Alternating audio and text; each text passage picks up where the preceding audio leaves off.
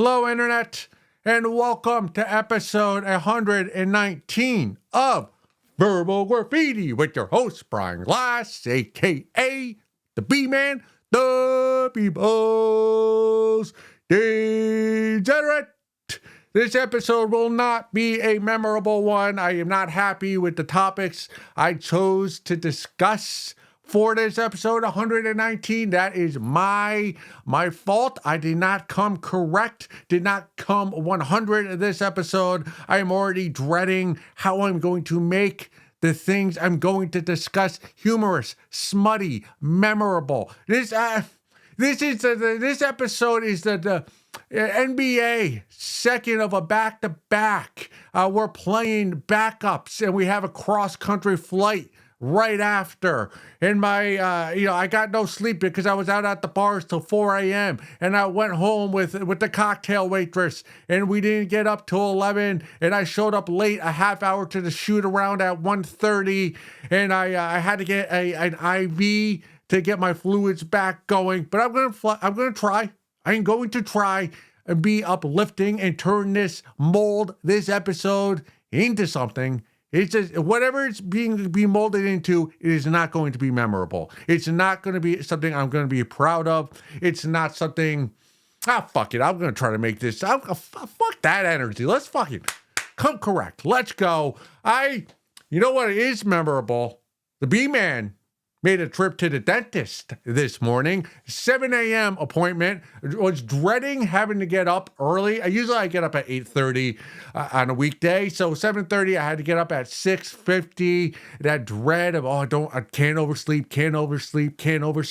So I don't fall asleep, and then I'm groggy all day. But that's not what I want to discuss. I want to discuss, by the way, 7 a.m., whenever I make a doctor's and or dentist appointment, I always try to make the first appointment in the morning because we all know, you have an appointment at 11:30 a.m., you're not getting in the office or in the doctor's room until after 12. Like, you get in at 11:45, doctor doesn't come in until after noon, but that's a hacky joke that's been done in the 80s. That's not what I want to discuss. So I'm in the waiting room, get in the office, dentist office that is, 7:28, roll up, hello, what's your name? The B-Man, Brian Glass, the People's Degenerate. My face is, I'm famous, how do you not know me? Anyways, all right, checked in, medication, is your insurance anything different? Nope. All right, take a seat, we'll be right with you. And I'm there, waiting room, a seat much like this one right here on Verbal Graffiti. And I'm noticing, since I'm the first appointment that morning, all the dental hygienists are at the front desk discussing whatever it is they're discussing. I'm not listening to what they're talking about because they're babes, and who gives a fuck what babes have to say? It's not of importance to the B-Man or of anybody because they're just stupid. They're just stupid little dental hygienists, the little cheese puffs that they are. And I'm watching them. I'm not listening to what they say because I'm a misogynist. We've discussed that here at Verbal Graffiti, and I'm picking up a pattern, a similarity that all these dental hygienists possess, and that similar attribute that every single one of these dental hygienists have, that I noticed this morning, pre-7:30 a.m., is that they're all old hags, post 50, probably 55 years of age. And I found that stunning, problematic. That's not what I expected. You think a dental hygienist, a nurse's assistant, you just expect young, sprightful, perky, chest-wise, that is. But not these ladies. We're just these old hags. They were all having fun time. I'll give them that. Again, I was not listening to what it is they were discussing, but they all seemed in high spirits, laughing, seemed to be enjoying the morning and the job that they do as dental hygienists. But I was watching them for the about, I don't know, let's say 5 to 7 minutes I was waiting till I got called into, I had a cleaning, no cavities. B-man, I floss every day, multiple times a day. You should as well. Anyways, there I am. I'm looking at these dental hygienists, and my mind starts to think, well, what do I make of this? Why are all these dental hygienists in their 50s, past their prime, barely any eggs at all? Their eggs aren't even scrambled. They're broken. They're seeping into the dirt in the ground. You can't use those eggs. They're old hags. Anyway, so I'm looking at them. What do I make of this? Because there was a time in America, and I suspect around the world, let's say pre-2000, where you'd have a lot of young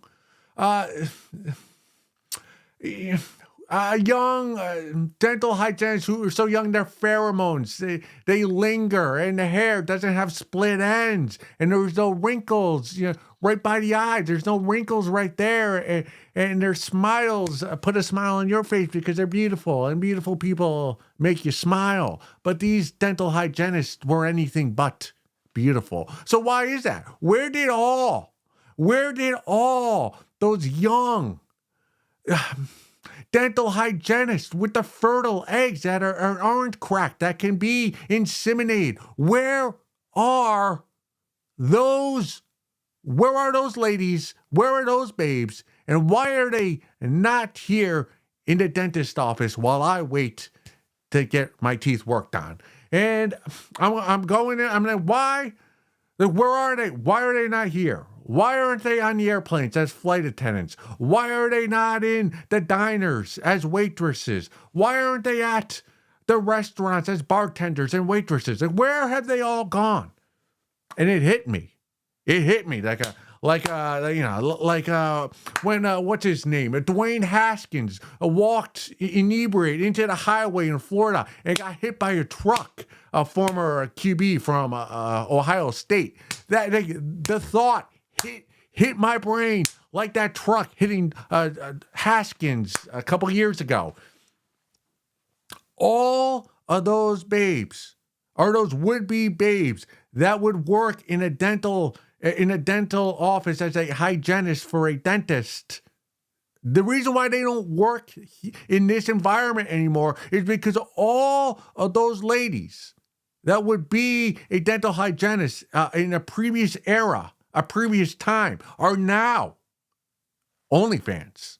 They're OnlyFans and they have sugar daddies. Why work as a dental hygienist for 8 hours a day on your feet, putting your hands into gingivitis infested mouths? Why do that 8 hours a day for the dream of hoping to have an affair with the dentist and have the dentist leave his wife when his wife becomes an old hag and marry the hot, spry, fertile dental hygienist that she is? In a prior era, that's where all these babes would be. They'd flock. There'd be lines to work as a dental hygienist, but no longer because they're on OnlyFans. They have sugar daddies. Why work 12 hours a day on your feet, having to put latex gloves on when you can diddle yourself behind the screen, get super chats and make thousands of dollars per month, tens of thousands of dollars, make more than the dentist does.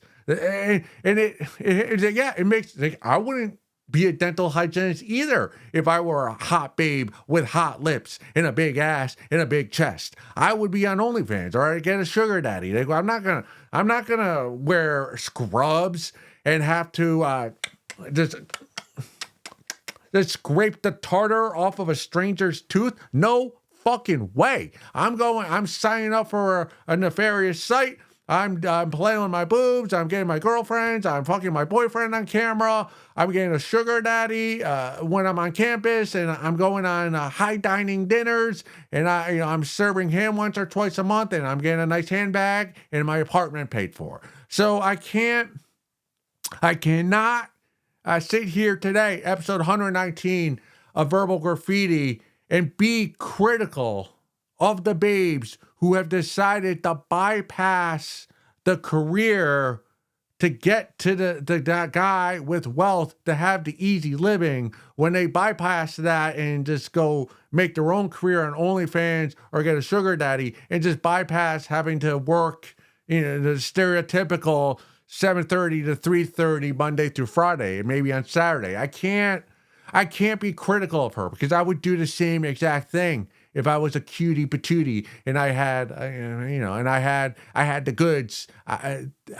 There's services that Johns on the internet would pay for. So I can't, but it does sadden me. It does sadden me, that every time I get my teeth cleaned now, twice a year, from now till my last living day, that I'll no longer have a dental hygienist that just early 20s where just she smells like lavender. She bends over and I could kind of look into her cleavage a little bit and a little flirtation. And I'm not getting that. What I thought was a given a decade previously is no longer.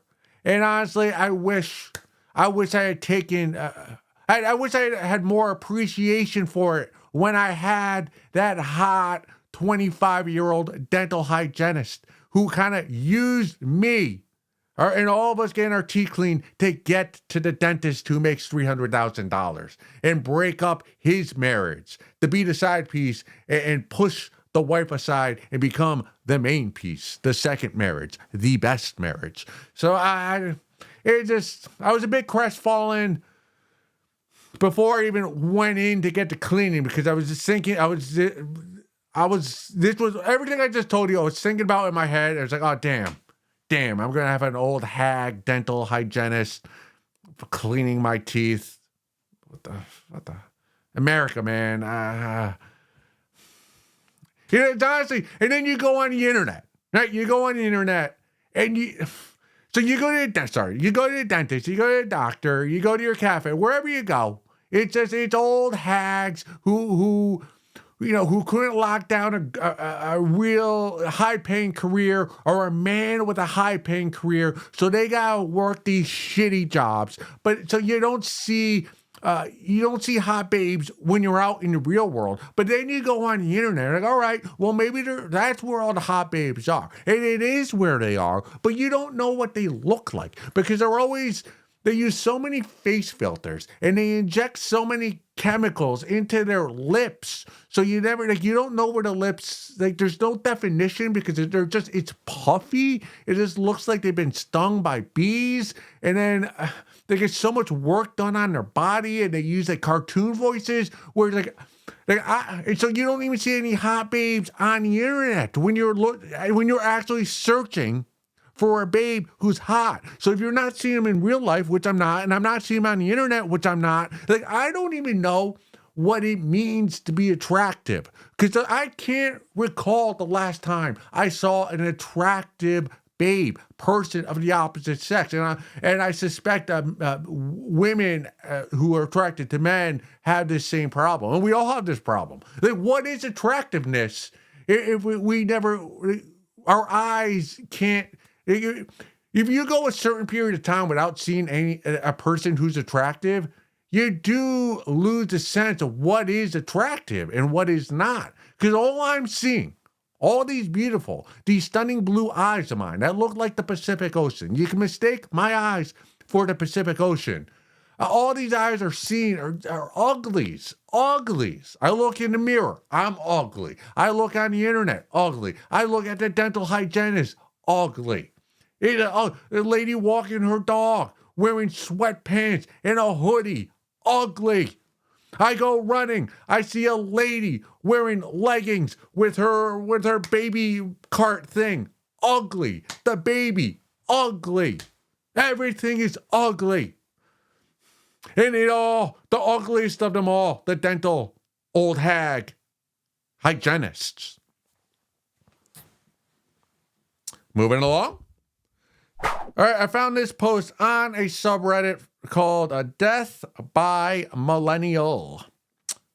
A future is not guaranteed. 34 years old.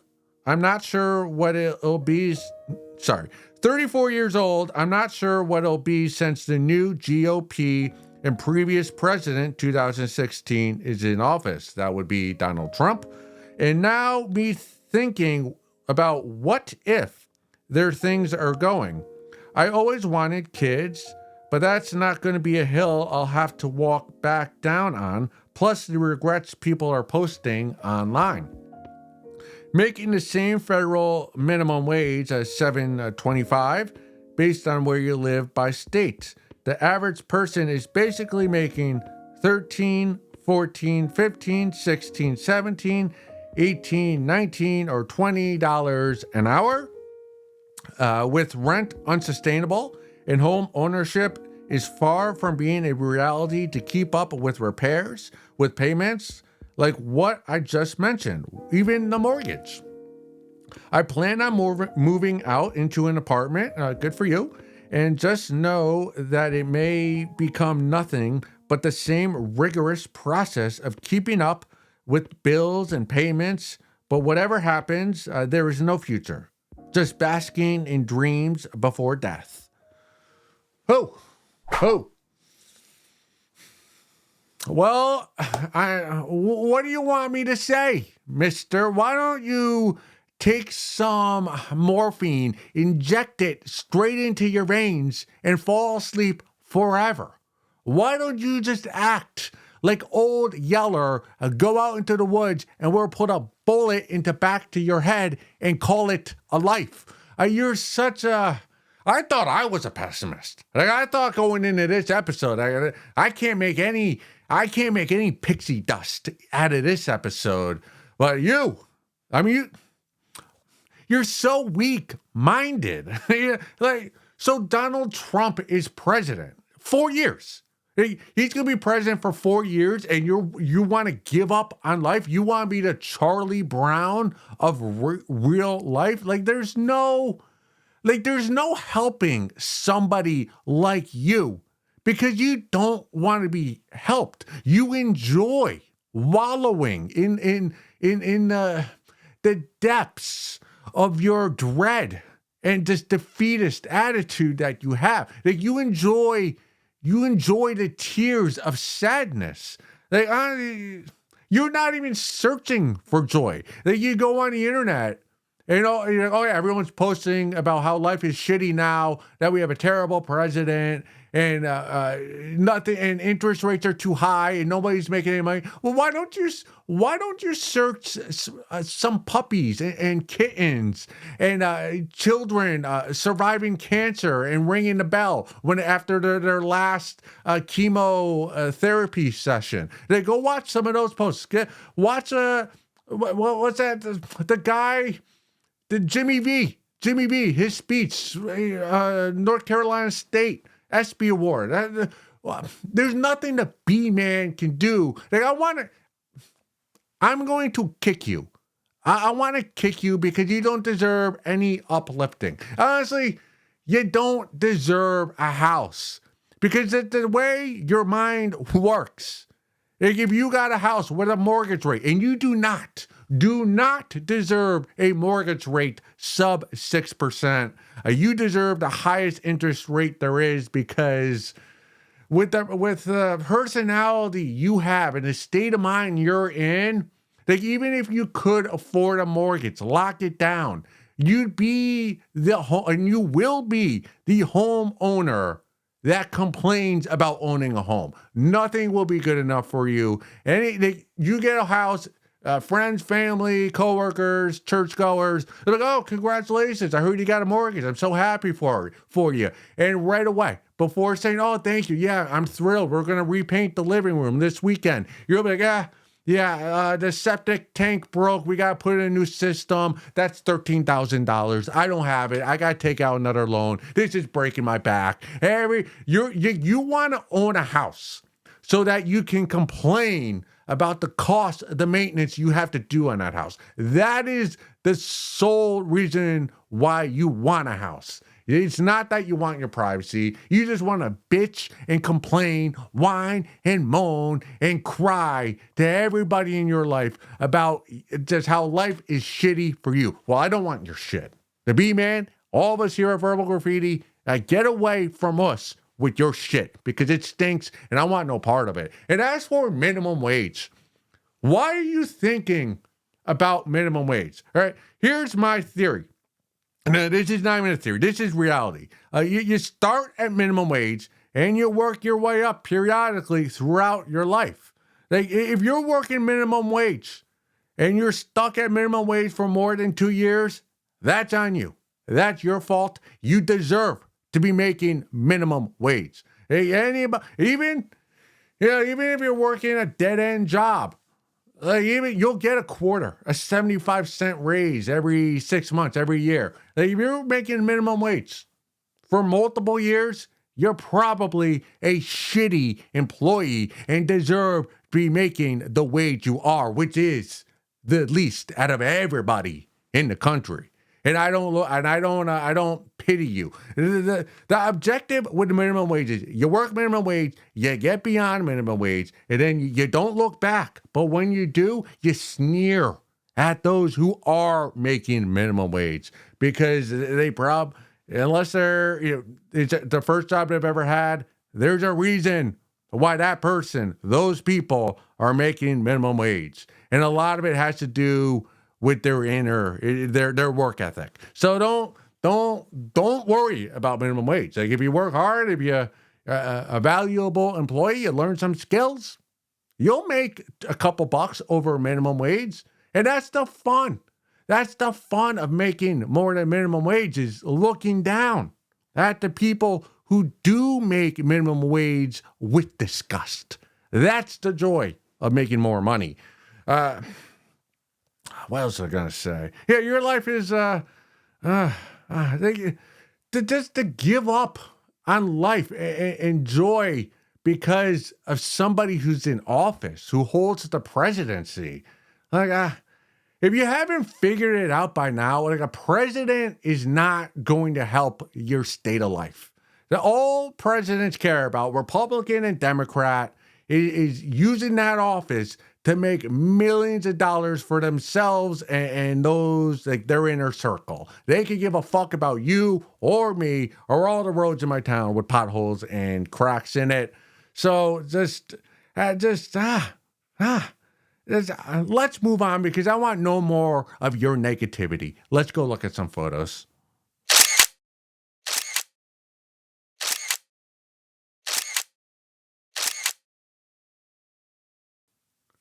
The B-Man, I'm not only a content creator, I also am a consumer of content.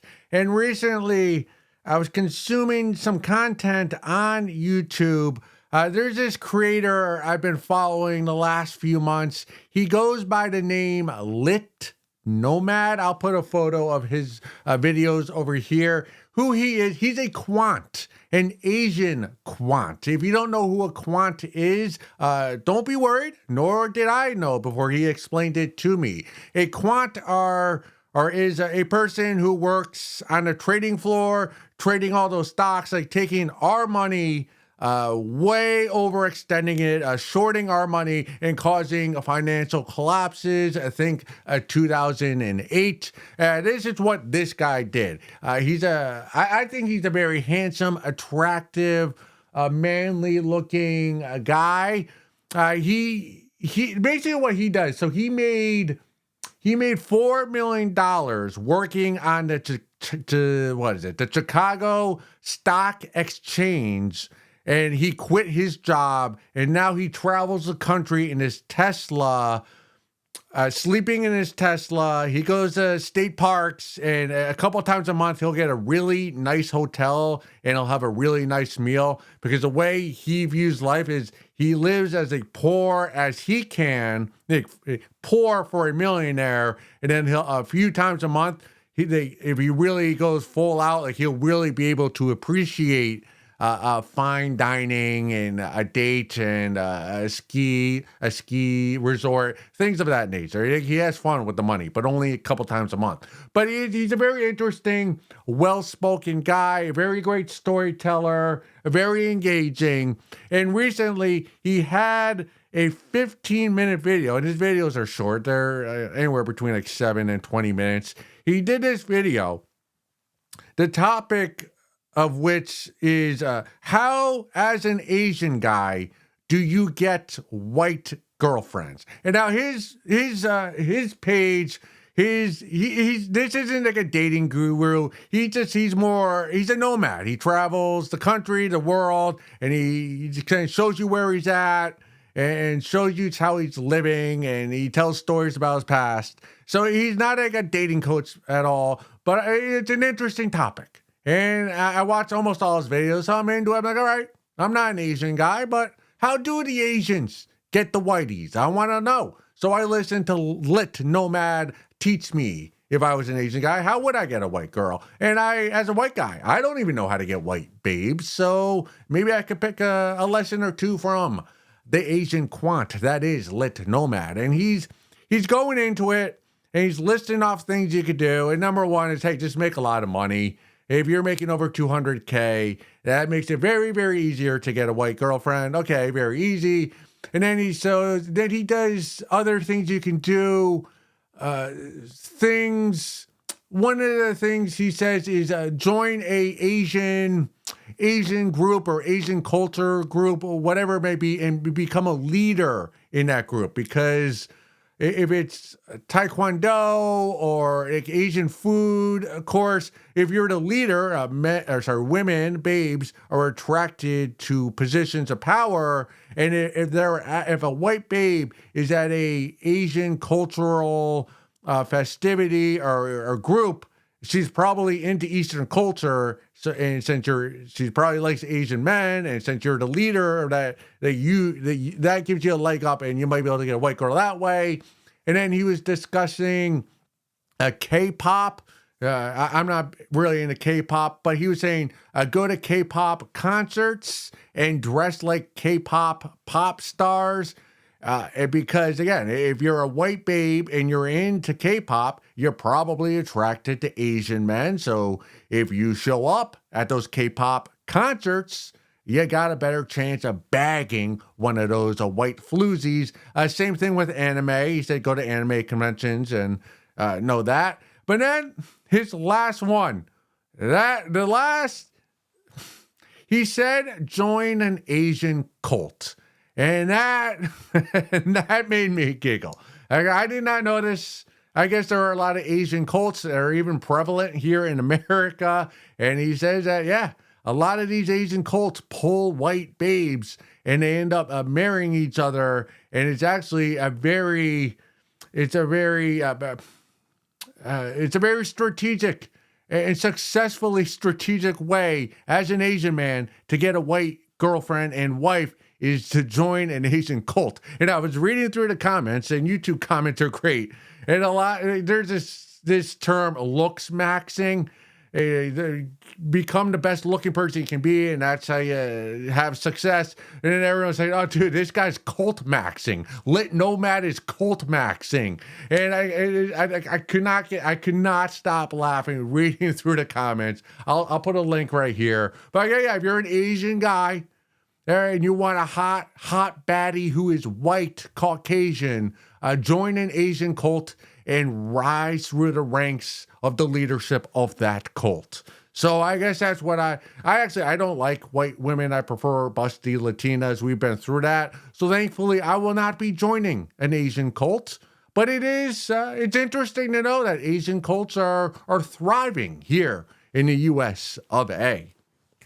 Lit Nomad, go give him a follow. He's much more entertaining and engaging than the B-Man is here at Verbal Graffiti. All right, this comes from the subreddit New York State of Mind. Everybody can't be a gangster. Some dudes are risk takers, drug dealers, scammers. Some dudes are crash outs, shooters, fist fighters. Some dudes just attention seekers, social media posters, rappers. Some dudes just be having mental or emotional issues. A gangster is someone who can influence and manipulate people for their own benefit financially without being connected directly to the situation. Any disagreement? No, I have no disagreement with what you said or what your definition of what a gangster is and what a gangster is all about. It seems to me, reading your post on Reddit, that you are very adept at reading people and who they are very quickly.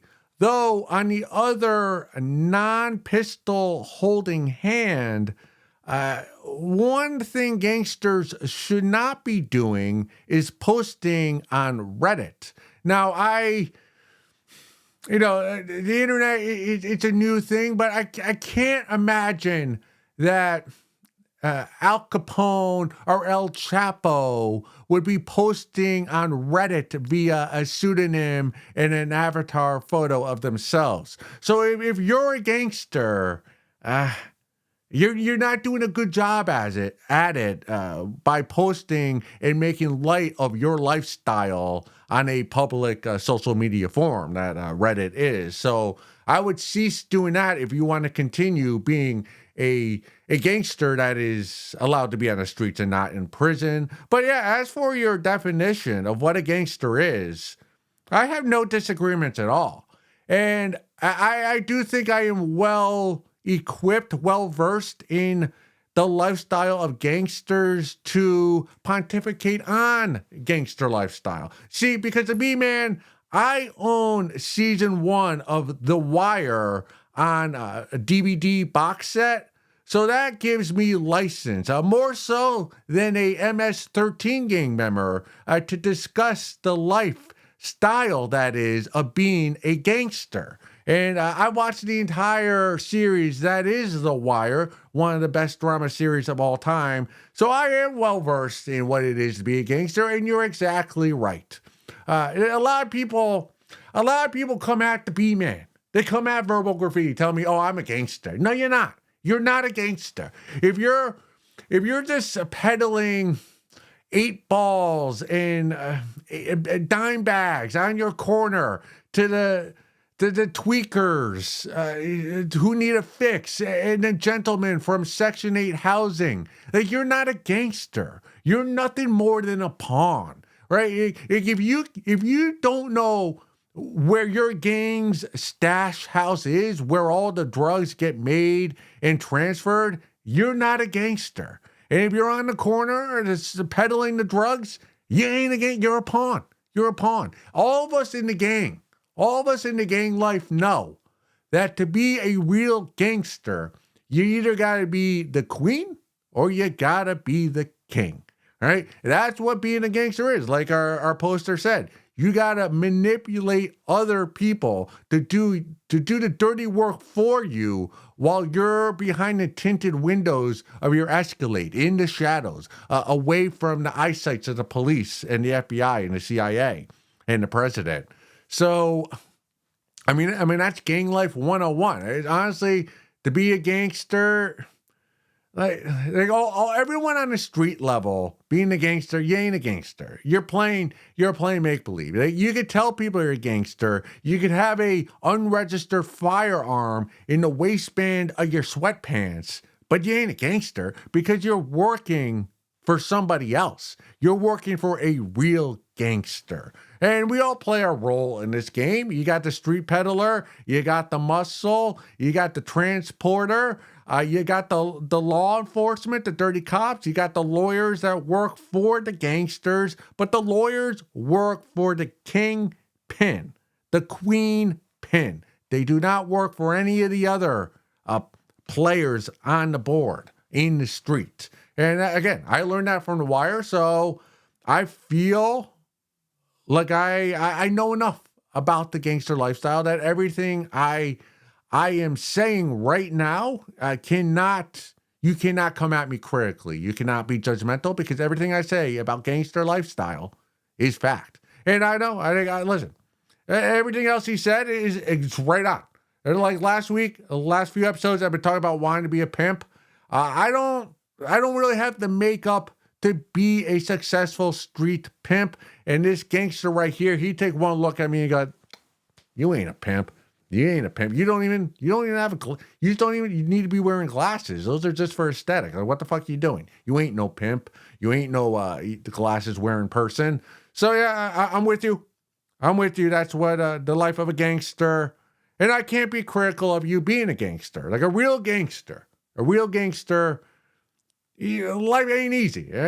Maybe you saw your father OD at a very early age, or maybe like the first time you strangle somebody to death, that you strangle them so severely that that blood drips from their nose as they shake, as they try to gasp their last breath. Like once you strangle somebody to death and see their head just hit the pavement, like you're not going back to algebra class. That transition does not happen. You stay on the street and you become the kingpin, within a few years. So I'm never going to be critical of a gangster. None of us will here at Verbal Graffiti. From one gangster to another, peace. I don't know. All right. Let's continue reading The Salesman's Wife by John Lawrence. We are on, I believe, the top of page 109. Yes, 109. We will read 2 pages together. The doctor placed her limp panties on a chair with her other clothes and joined his son in self-arousal. They stood by the bed, gazing down at the voluptuous young female who lay in a hazy fog on the bed, running their hands lewdly over their cocks and balls, while the amplified heartbeat began to increase its rhythm. Pamela's brain was reeling with delight as she lay on the bed. She felt the mattress move under her as someone climbed on it, and she opened her eyes to see what was happening. There, straddling his knees on either side of her shoulders, was the young assistant, Garrett, grinning down at her lewdly, gripping his massive penis with his hands. For a moment she was startled, but the vision she beheld through her drug-clouded eyes took her breath away. He was the most beautiful male she had ever seen. His well-defined torso gleamed and glowed. His skin was sun-bronzed, his face wildly attractive. With his hands, he extended his swollen penis toward her, jutting his hips so that the huge bulbous head neared her mouth. It, too, was exciting beyond words to the drugged young housewife. She wanted to suck it. She wanted to wrap her lips around the potent prize and devour the thickly throbbing flesh. With a cry of delight, she grasped his mighty tool and took it into her mouth.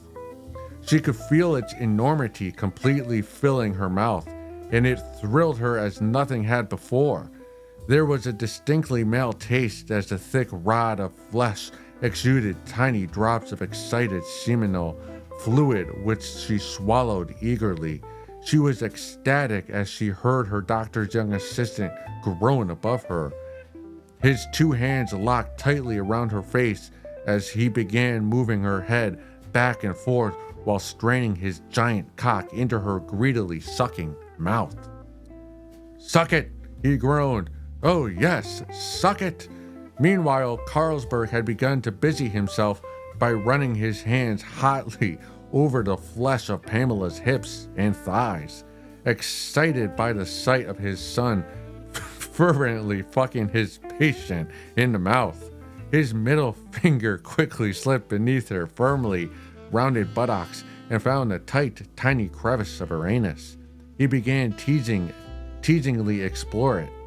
Pamela was only dimly aware of his activities, for she was completely absorbed in the mad pleasure of sucking Garrett's thick cock. Suddenly, however, Carlsberg snaked his middle finger into her tight anal ring until it buried inside the rubbery nether cavity. A sharp ripple of pain shot through her body, and for the first time that afternoon, she tensed and experienced a surge of anxiety and fear. It was the first time anyone had touched her there since her husband had brutally raped her, and the remembrance of that event caught Pamela off guard. Terror filled her mind, and her body tensed rigidly as Carlsberg plunged his finger deeper and deeper into the tight passage. Go suck a fat one.